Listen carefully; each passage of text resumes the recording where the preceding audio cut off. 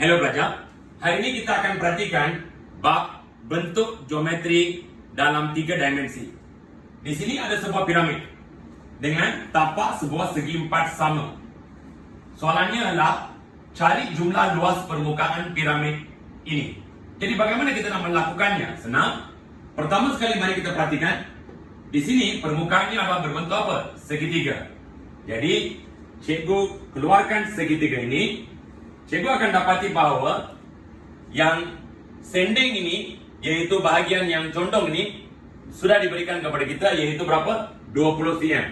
Dan tapak di sini ialah berapa? 16. Ya.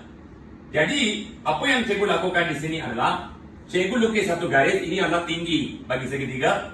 Apabila cikgu melakukan ini, cikgu akan bahagi tapak segitiga ini kepada dua bahagian yang sama besar.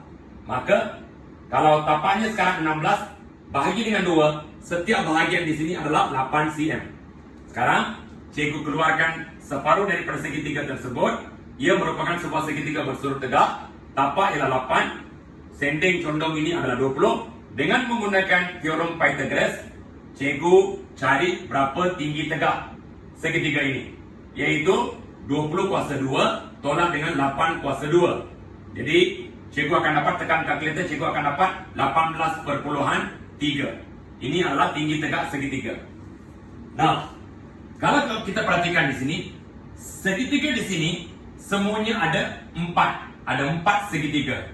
Ya, yang sama besar. Depan, di sini hadapan, di sini tepi, dan di sini belakang.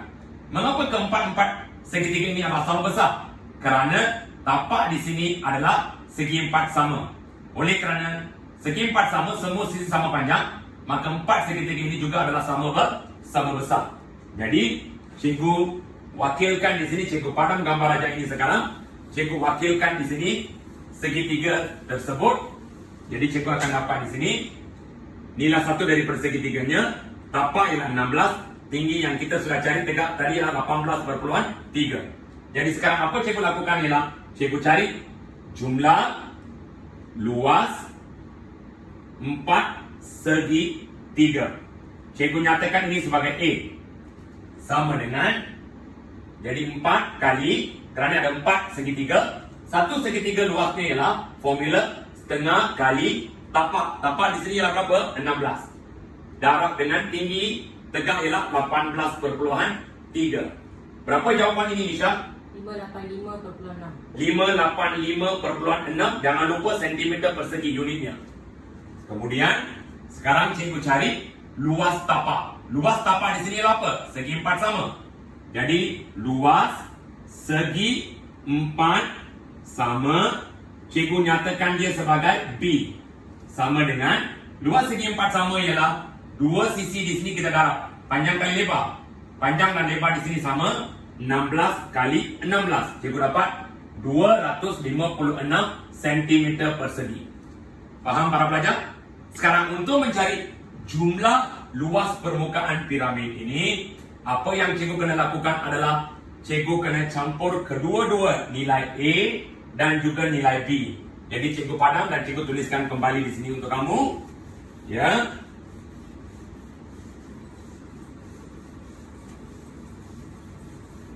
Jumlah luas permukaan piramid.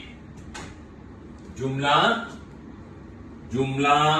luas permukaan piramid adalah sama dengan A tambah dengan B.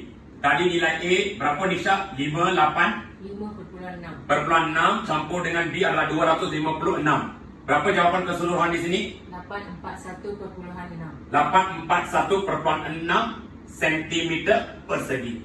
Inilah jawapan kita.